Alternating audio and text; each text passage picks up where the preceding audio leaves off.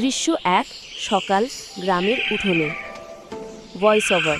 গ্রামের বুড়ো হরিদাস একটা তোতা পুষেছে, নাম দিয়েছে তোতা বাবু। দৃশ্য ২ হরিদাস খাবার খেতে বসেছে। তোতা হঠাৎ বলে ওঠে, হ্যাট যা তোতা।